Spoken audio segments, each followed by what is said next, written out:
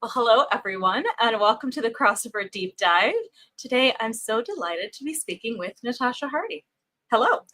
Hello, Natasha Barbary. I love it that we're both called Natasha. I don't know why. I feel like it's rare to see this name, so when there's two of us, it's always fun. I totally agree. I think there's always something special when you meet someone you like with the same name, and it's like instant connection, isn't it? It's like ding. Well, I feel like I've always felt like with you anyways. You have such a beautiful spirit vibe. I don't know what the way is to say it, but Oh, you do actually. I feel the same. So sending you back all that love, Natasha. well, thank you. And thank you for chatting with me, because what I realized is I think we've done an interview, over email, and we've done the chats with different team members, but we've never had a dedicated chat. I don't know. I don't think we have. We just seem to chat on WhatsApp a lot. Exactly. So I think it's a great chance to do this for the viewers so we can get your full story. Again, if you go to all those different clips, I'm sure you'll see some of the questions, but it's a good time also because you have new music that you've just released. So how are you feeling about that?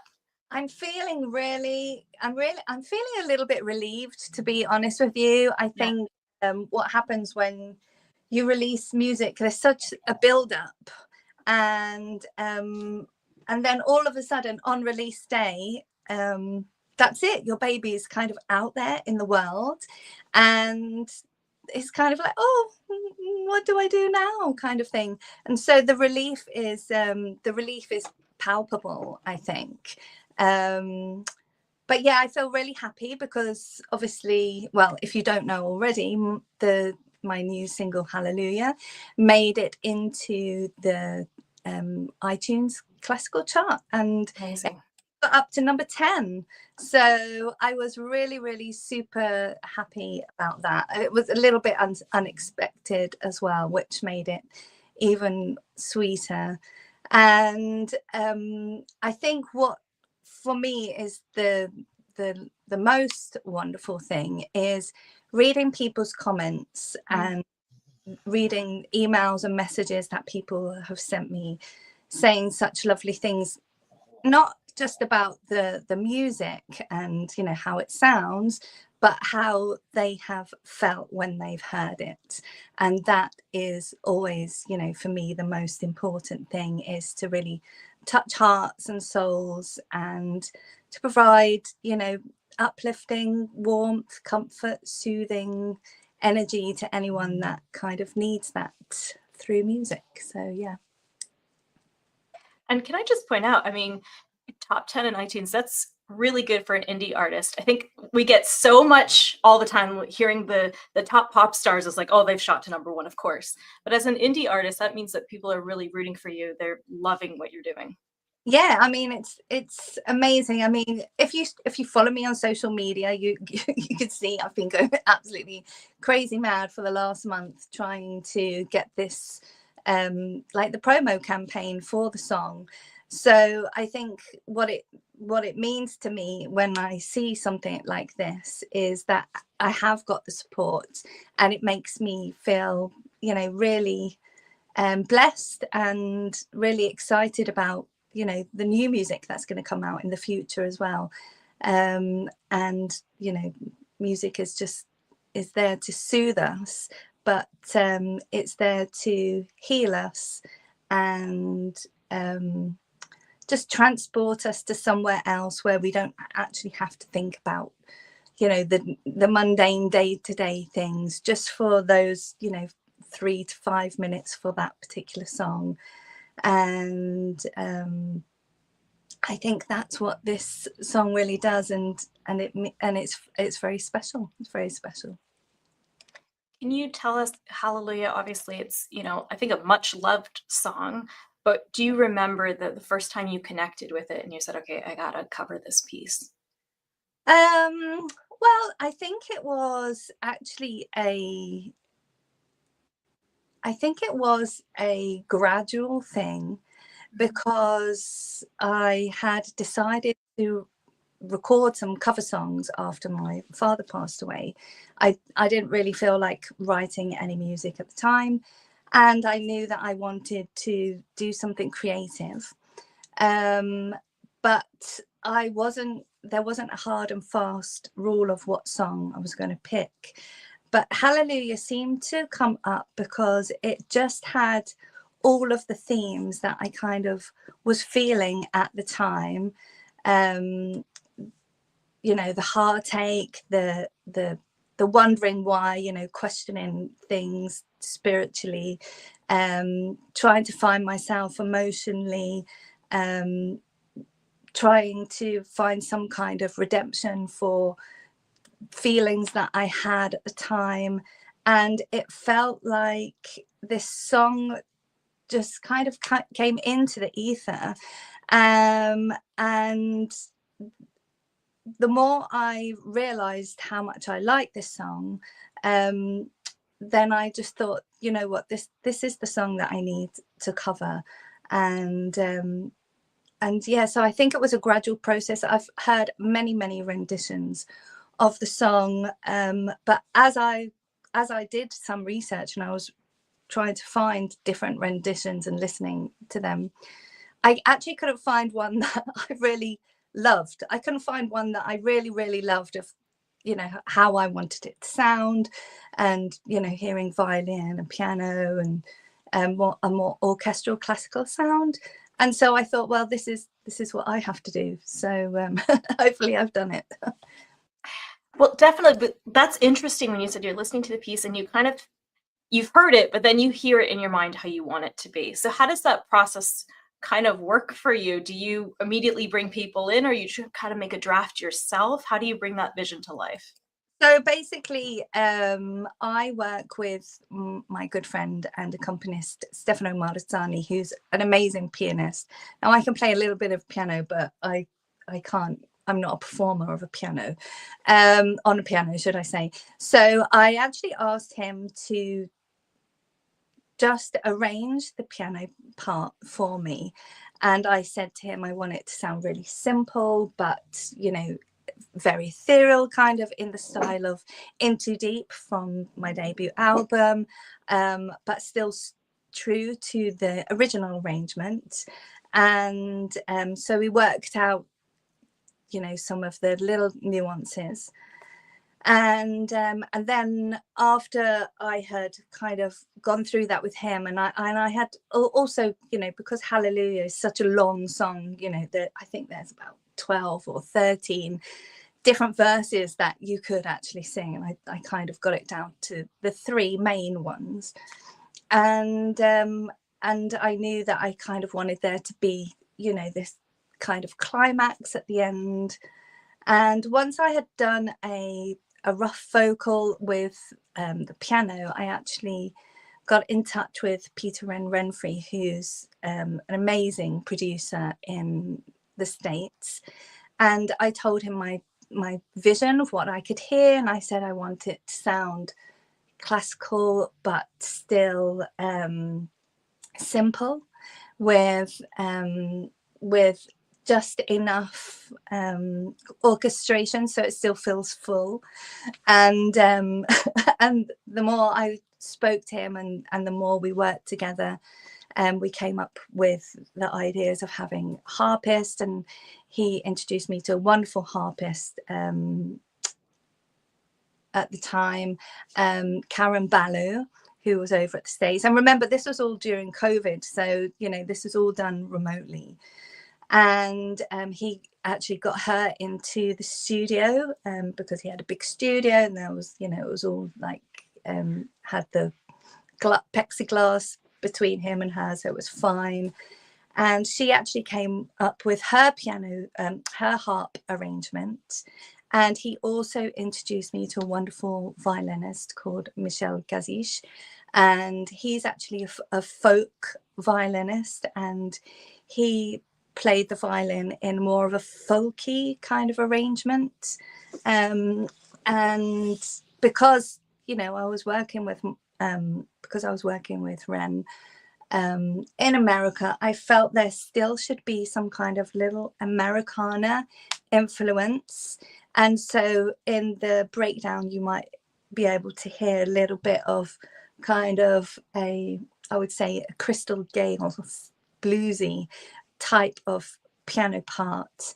And then when we finished the track, it was just beautiful. It was perfect. And then I actually left it a little while, and when I re-listened to it, I realized I wanted something to fill out the deeper end of the song, and so I actually wanted to involve Tom E. Morrison, who produced my debut album Lost in Love, and he then was able to put some extra instrumentation to fill it out a little bit, just so I still have that in too deep kind of feeling for the song. And then we managed to get Emma Eritza in the studio, and this was after COVID. And so we recorded some extra violin part, and that kind of goes over that bluesy arrangement. And we also put a little bit extra violin at the end to increase that crescendo at the end. So yeah, it was a long process, but at the time it felt very short as well, because there wasn't a massive amount of people that were working on the track. It just feels full enough but simple enough that it doesn't distract you from the kind of message of the song. So, which I always had in mind. I could hear the simpleness and the heartfelt lyrics, and because I was grieving at the time when I recorded it, I mean, they're not by any means, I would say now, looking back, my perfect vocal, but they were the most honest vocal. They were very pure and full of emotion, and so that's why I decided to keep them. But I think that they work perfectly with the accompaniments, and and so that's kind of how it all came together. So it's a very long answer. Yeah, no, but I feel like I could hear in your vocal performance, it's very soft. It's almost like restrained in places. And then there's these moments when you can just see it breaks through. I don't know if you felt it the same way, but that's what it felt to me. Like there's these couple of moments, and it just seems like your emotion is totally breaking through. And that's what people want to hear, right? It's like us at our best sometimes is not us at the emotion that will capture the audience. Yes, exactly. I mean, we chose the takes that where I wasn't crying, because there's that point where, if you cry, then that's it, you're done. There's a point of no return, yes. But if they're about to appear, they are the ones where you feel raw, you feel real.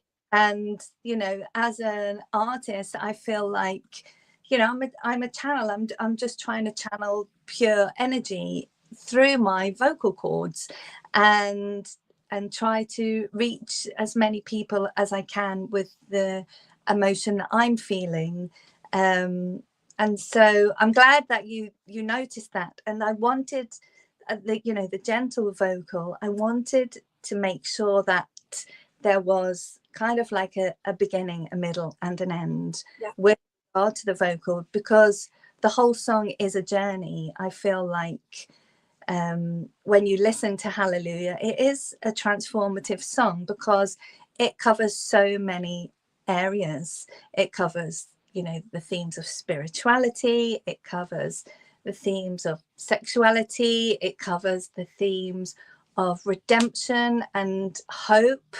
And I feel like that if you don't have the softer sensual vocal going into a more raw vocal, and then into the crescendo, you would lose the feeling. And so it was intentional, and I'm glad that you could feel that, Natasha. Yeah, no, I tried to watch a beautiful video, and then I was like, I'm gonna listen to it with my eyes closed, just get the experience different ways. So I want to keep talking about this, but I do notice that quite a few people have left comments. We're gonna give a couple shout outs before we move on. So David is joining us. Hi, David. Good morning. Lovely to see you. Thanks for joining us today. And he's put a comment as well. So he said, Natasha Hardy's Hallelujah version is very captivating and embraceful. Lovely. Thank you, David. We have our Patreon, Patrick is on. Good morning, Patrick. Thank you so much for joining us. Tuomo, just wonderful supporter. Hi, Tuomo. Thank you so much for joining us today. I feel like he is just for the community of crossover music, as well as being a patron, just a lovely, lovely man. Amy, hi, Amy. Hi, Amy. We have Bruce. Hi, Bruce. Lovely to see you. Thanks so much for joining. So if you guys have any questions along the way, please leave it in the chat and we'll take a look at those. I think I just got right into like what you're saying is so captivated. I wasn't even putting them up there, but okay, let's go back to, I'm curious about your approach to music. So are you able to access it like as purely emotional, or when you listen to music, do you find yourself analyzing it? Like, can you separate those two things? Because you are a trained musician, can you appreciate it on that pure emotional level? Or do you start thinking like, oh, what's the piano doing? What the chords doing? I think initially I will always go with the emotion side. And then secondly, I would kind of probably think about it in more of like what ingredients are. Let's pull it apart. I need to know, because sometimes you hear a song and it's just that like one sound, and you're like, what is that? I mean, I think it's a little bit easier with classical music. It's more when it has like the ambient textures in and you're trying to isolate those. And I think because my music has classical crossover and stroke new age elements in it, for me, I find that quite exciting. So when you're like, if you're going to sleep at night, do you have like a restful book, or can you just put on like a beautiful album and fall asleep to it? I cannot listen to any kind of music before I go to sleep. I get too excited. It will make me stay up. I'm like, it will literally get my mind buzzing. I'm like, I need to get up and write something now. if I actually hear when I hear melodies, or when I hear especially just chord progressions, are, yes. If it's just chord progressions, I'm just like, and then a song is coming out and I'm like, oh no, I need to go to bed. So yeah, music before bed is a complete no for me. But one thing I enjoy listening to is brown noise. Brown noise and crackling fireplaces. They're my two main go-tos for going to sleep. Yes, I'm really boring. No, I totally get it. It has to be, for me, a book I've heard before, because if I want to hear what happens, it's not going to work. But if it's a comfort of the story I've heard before, it's like, okay, we're good. Yeah. Actually, I really love watching films for that reason. Yes. Because I actually don't get too excited. If I'm with someone, I can watch new films. When I'm on my own, I actually find it, especially thrillers or anything very exciting, it's just too intense for me. My emotions just go crazy. It's like, oh, what's that? And yeah, so I get it. Love watching films that I've watched over and over again. I can literally spend the whole day, if I wanted to, which isn't very often, just watching Lord of the Rings, just because I know it so well and I just love everything about it. I have to go back. We just saw that, I think like last year or the year before, and I think I was on edge because I wanted to get to the end. I had to know the ring was destroyed and all this. Obviously, you know what happens, but I think now I have to go back and restfully enjoy it. Yeah. But that's another cover you did not too long ago. You did Into the West, gorgeous version, and then also the video was so lovely. So I guess when it comes to these covers, you talked about they had a connection with that period in life. Is this part of a project that we're going to hear Bright Eyes, we're going to hear Into the West Is that an album that's coming out? Yes, so basically I recorded I think there's about 10 songs all together, and so yeah, it's part of a covers album. So this is the Hallelujah would be the third cover, and this year I'll be releasing more cover songs, and yeah, so it's actually quite exciting because this one I've it's been a couple of years since I released, and I really held on to this one, and bringing out Bright Eyes, it was very, very cathartic for me. Bringing out Into the West, it felt very healing, and then it was kind of like, oh, going too fast, and so I ended up putting on the brakes. I was doing some other work and stuff, but now it feels like Hallelujah has gone out into the world, that I can carry on the rest of this year releasing the rest of the cover songs from the album. So yeah, it's very exciting. And then in the background, while I'm releasing all of this, I'm actually writing my follow-up album now from Into the West, from Lost in Love. So Lost in Love was my first debut album, and now I'm actually writing my second album, because I'm in the complete right space, in the headspace, and I think that's really important, to make sure that you're ready and you don't rush that. And so yeah, so it's exciting time for new music. It's really exciting to have a new original albums, because I feel like that was one of the unique things we saw as you as an artist, is you arrived, at least to us, it seemed like fully formed, like here's this completely original album that's so rare. So does this album have a theme? Is it like, because I know the last one was very personal, is it kind of first person, or is it, you get to step into other people's shoes and do a little bit more fantasy writing? Well, I think for me personally, I think I always write best when I am writing about my own experiences. I feel like Frida, one of my greatest inspirations actually is an artist, you probably know of her, Frida Kahlo, and her art was just amazing. But it was all self. It was about her. It was about her journey.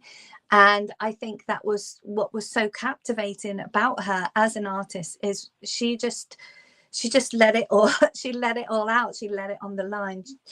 She was painting pictures of paintings, should I say, of herself when she was ill, when she was feeling beautiful, when she was sad, when she was going through amazing life changes.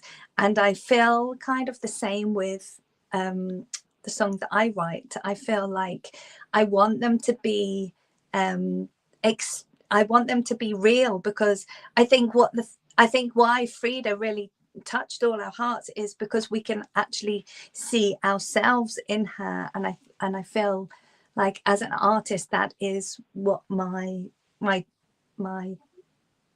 I would say my job to do, is to actually really open up my heart and show as much humanness, humanity within as I can possibly, so it can help other people connect with themselves as well. Because I feel like, well, nowadays it's much more, in the ether of people being aware of mental health. And I feel like mental health can often start with being able to analyze what you're feeling yourself. And so there's a huge process that comes with writing music. I think it comes from here and here. It's when you have a little bit of yourself, a little bit of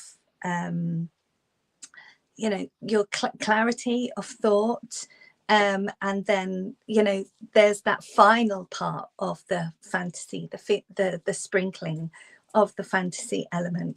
That's when I think that comes in, rather than trying to kind of pretend, in a way. And maybe as I'm only on my second album, so maybe when I'm further down the road as being an artist, I will get more comfortable with doing that. But I'm quite happy to be my own muse right now. Well, that's what listeners are connecting with too. I feel like through all the different things you do, if you guys don't know, Natasha has done various kinds of live streams or reading poetry, all kinds of things. It does feel very personal with your audience. Yeah, and I think, you know, creating a community, as you know, creating a community is really important. You know, yeah. It's what brings us closer together. It's what helps us as the human race, and you know, as a light bearer, so to speak. I feel like that's part of why I'm here, is to be able to, you know, dive deep into my heart, get all those deep feelings, those emotions, pull them out, share them with the world, and I think it makes it easier for people to connect, because you know, then people will be able to see that it's not as bad as you think when you need to go deep within to find your own truth. No, it makes total sense to me, because I feel like when I was younger, and I think that's just the thing, when we're kids, you feel so isolated, right? You're like, I'm feeling this big thing. I'm the only one in the world. But then when you find these emotions, they're universal, even if people don't understand your exact circumstance, and you build that community. I mean, it's what a beautiful thing to feel uplifted, right? I'm not alone. There's other people that experience.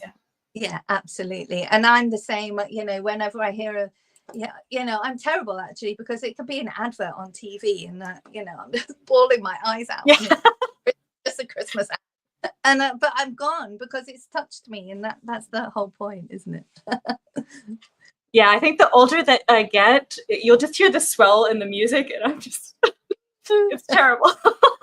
I get it. But it's good. It's good because we're releasing it. That's the thing I'm trying to do this year, is like, not say don't cry, whatever, let you experience what you're experiencing. Always cry. I literally cry every day, I think. You know, it's just, if I it's healthy. Wrong. I need to release my hips. If I haven't cried, you know, I'm like, oh, I need to release my hips. Yeah, it's where it all takes. God. Exactly. So that's the theme. We're going to keep going. David said, masterpieces truly take time to create. It's a really good point, David. Thank you, David. Yeah, that's true. It's so true. And I think also you know, not only just my album, but when I was researching for Hallelujah, you know, Leonard Cohen, he was just amazing. He was an amazing songwriter, and I've watched, you know, several interviews where he's so interesting as a person, and it's a real gift that he gave us with that particular song, because it's been covered now so many times, but the reason people keep covering it is because it keeps touching people in a different way, and that is why, you know, for me, I wanted to release the song first without a music video, so people could actually just hear the music, and then obviously, you know, release the music video yesterday, and it's, you know, people loving it. But I feel like that for me is also part of the journey, is to try and create something beautiful, and something else that, you know, can touch you with through beauty and through being in nature, because that's basically where I feel very connected. I just find myself again when I'm surrounded by trees. Well, that ties in really well. So Patrick's just asked, he said, many of your videos are set in forest. Is there a special significance or connection you have with the environment? So a good question, Patrick. Well, yes, definitely. I feel like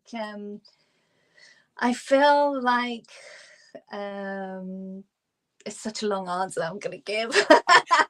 We got the time. Go for it. Trying to condense it down. But basically, I really feel connected with myself when I'm in the forest. it doesn't have to be a big forest. It can just be the small, woodland.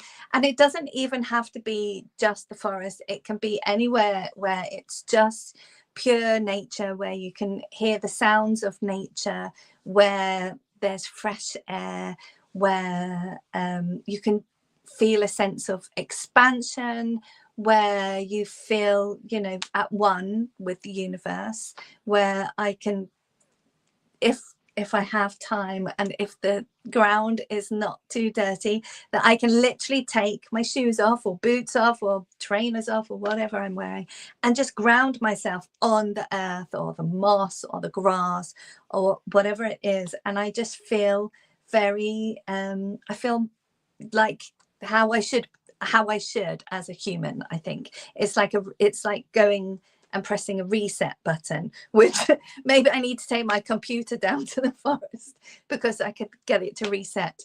But yeah, I think the connection is being able to feel clear in my head and clear in my heart when I'm surrounded by nature.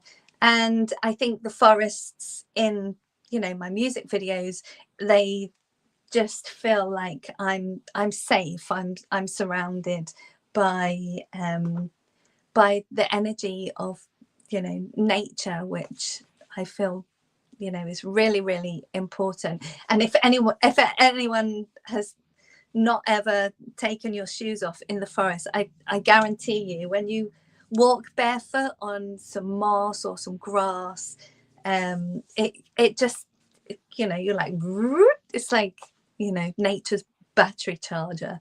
Definitely recommend it. And your videos are so beautiful, and now I'm seeing the common theme to it. So thank you for pointing that out, Patrick. We do also want to give a shout out to Silly. Hi, Silly. Lovely to see you. Thank you so much for joining us. And just a reminder, we're going to put it up on the screen here. Of course, we've been talking today about Hallelujah, and you can stream this on all platforms. And you can also buy it from iTunes. That helps. Yes, definitely. The YouTube video, I think, is what we've been talking about. It stunning video. Go check that out as well at Natasha Hardy on YouTube. Thank you, Natasha. Thank you. Actually, incidentally, in the cover art, I actually got my niece. She does some photography, and I asked her if she wanted to, come with me and, have a little, photo shoot. And I didn't expect lovely. Didn't expect anything. I thought it was going to just be for fun. And out of all of the photos, this was the only one where she said to me, why don't you put your hand down and like this? So she directed me. And at that moment, the sun shone. And it looks like I'm, have that sunlight, that beam, shading my face. And it was the only one out of, I think she took about 300 photos. It's the only one that was like that. So when I was looking through, the photos, I thought, this is the one, because it just stood out. Yeah. The magic of that moment. Natasha, we just have come to a new year. Obviously, the time of recording, this will be January 2nd. So do you participate in New Year's resolutions, or how do you? Absolutely. I love New Year. For me, I think New Year is the best part of the whole year. And starting on New Year's Eve for me is when New Year starts. So this year I actually went down to the beach on New Year's Eve, took the dogs for a walk on the beach and had a stroll. It was really windy and blustery, and it was really crazy, but there was me, getting in with nature. Didn't take my boots off this time because obviously it was way too cold.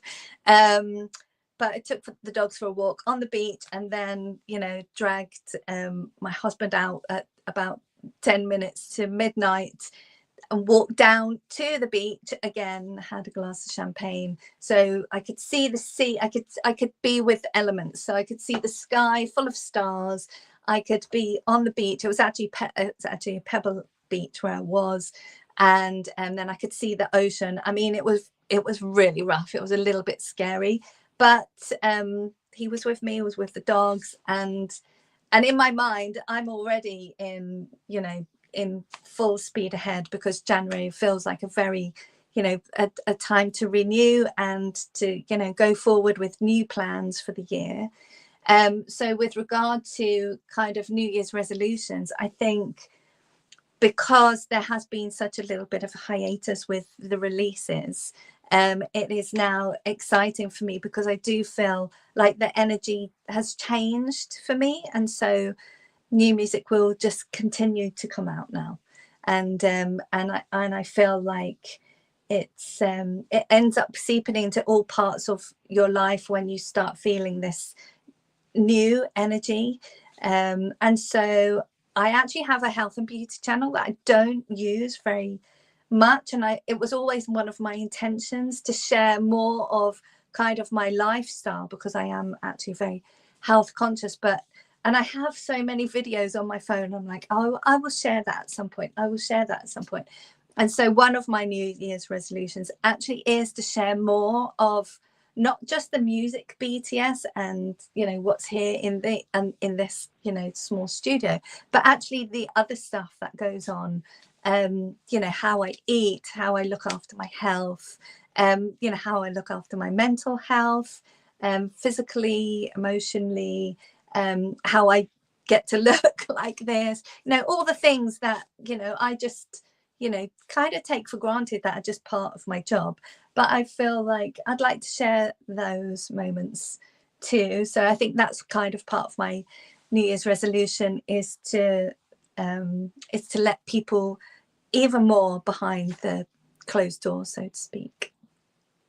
Well, an exciting time if you are a fan of Natasha Hardy's, and I hope you are. Please go check out her music. And Natasha, can you tell us a little bit about your Patreon too? Because I know if anyone has questions you weren't able to ask them during the live stream, I think that you have a good place for that on Patreon. So please share a little bit about that. Yeah, so basically I also have, just like Natasha, I also have a Patreon page, and I will try to get I will try to get the links to you, Natasha. But yeah, so I have my Patreon page, but I actually also have my own Patreon page, which is directly connected through my website. So all you have to do is go to natashahardy.com/Patreon. So not Patreon, just Patreon. And there you will be able to choose, you know, whatever level membership you want. It's like starts out really easy, and then you get more, you know how it is, the more stuff and gifts. And yeah, so it's really easy to become a patron. One of the things that I do with becoming a patron is exclusive seasonal concerts. So I do one every spring, summer, autumn, winter, and I try to get a live accompanist. And if I can't get a live accompanist, I will have live backing tracks all stacked up and ready. And I will do a wonderful seasonal concert, and all the songs are kind of, I try to tailor around that particular concert, and I have interaction, and it's just so much fun. It's just so much fun. The other benefit that you get when you become a patron is you get an access to my exclusive live listening parties. So this year is actually a really good time to join, because I'm going to be doing more music releases, and with the exclusive live listening party, we actually do it via Zoom. And so I can actually interact. I can bring you on camera, and we can have a chat and everything. And it's all very chilled. It's in my, you know, it's basically feels like you're part of the family, because, you know, you're kind of in my home, and, you know, poodles come on camera. And yeah, so if you want to become a patron, you can do that too. Well, perfect. We will have that link up on the screen. Natasha, thank you so much for coming on. This is a lovely single. Thank you for being vulnerable and sharing. I know it's not easy. Yeah, thank you so much, Natasha. It's actually easier now, I think, than ever. I think I have grown so much as an independent artist over the last 5 years. I think when I originally released Lost in Love, it was very beautiful but very overwhelming, because I didn't prepare for what happens after the release. And I, as you know, I lost my father at pretty much the same time, and then it was COVID, and so it's not it wasn't I didn't really have the odds stacked very well in my favor, so to speak. And so I feel like with the new year, I feel like it's a rebirth, so to speak, as an artist. So yeah, I'm looking forward to sharing much more with you from now. Well, thank you so much, Natasha. Thank you to everyone for watching, those in the live stream and those who will watch on Channel 10 later. And we look forward to having you again for a new episode very soon. So stay tuned for that. And thanks. Go stream Natasha's music and we'll connect very soon. Thank you so much, Natasha, for having me on Crossover Magazine. Sorry, Crossover Music Magazine. We changed our name. I still trip up on it. I still love the old name. I love the new name too. So it's all I just know. Natasha, you're wonderful. Thank you so much for supporting us as independent artists. And I know I don't just speak for myself when I say that. I know a lot of work, time, effort, money, energy, everything goes into doing what you do for our genre of music, and it doesn't go unnoticed at all. And if you've been watching, thank you so much for just been an absolute honor to spend some time and to be able to share with you today and Natasha. Thank you.